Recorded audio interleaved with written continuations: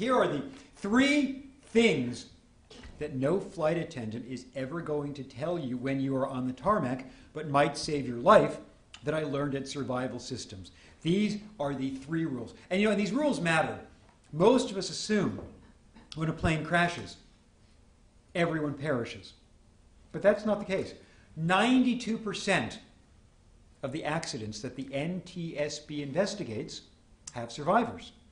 But our vision always is that when a plane crashes, it goes into the side of a mountain. Everything I'm about to tell you is irrelevant if you're on a plane that goes into the side of a mountain. Most planes don't. Most planes lose altitude, hit the ground, and bounce and roll. So, here are 3 things that may help you if you're ever in a situation where the flight attendant doesn't tell you to sit down because you're trying to get an air sickness bag, but is telling you to brace for impact. Okay? Rule number 1 is this. It's the rule of 90 degrees. And here's what the rule of 90 degrees is all about. If you're ever told to brace for impact, I know all of you are going to be dutiful passengers and are going to curl up and put your hands over your heads, and you're also, unfortunately, going to be scared. And so you're going to get in this vaguely fetal position, putting your feet under the seat. That's really bad, because when your plane hits the ground, your seat is going to break, and it's going to collapse onto your ankles, breaking the bones. So your plane is going to come to a stop, you're going to undo your lap belt, and you're going to think, gosh darn it, my feet are broken, woulda, coulda, shoulda. And you will not be able to walk out of the plane. So here's what you do.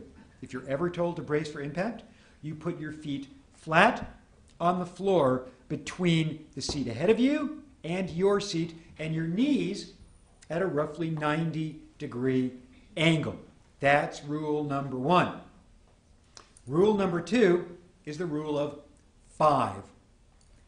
Most aircraft accident survival studies show that the lion's share of the survivors are within 5 rows of an exit. Why does that matter? Well, when your plane stops rolling, it's going to be a rugby scrum in front of the doors and the windows, and as much as we want to believe that we're all going to be gracious, we're not. So that's why you want to be within 5 seats of an exit. And here's a footnote to the rule of 5 that matters a lot if you live in a place like Montpelier, and you fly often out of Burlington International Airport or Manchester in New Hampshire. How many of you have ever been on a regional jet? Yeah. And the workhorse of the regional jet fleet is the 100-seat CRJ and Embraer. And the 100-seat CRJ and Embraer both have got 4 exits. 2 at the front of the cabin and 2 at the rear. No over-wing exit. What that means is that if you worry about the rule of 5, rows 6 through 19 are really, really far from an exit. And when you are choosing your seat, if you don't have a tight connection, perhaps you're actually better off in row 23 than in row 12, if you worry about the rule of 5. Finally, and I love the fact that some of you are taking notes. Finally, rule number 3, count the headrests.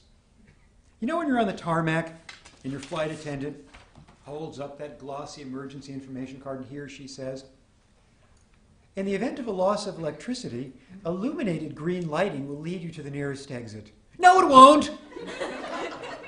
I'm sure the illuminated green lighting is going to work just fine. But here's the reality.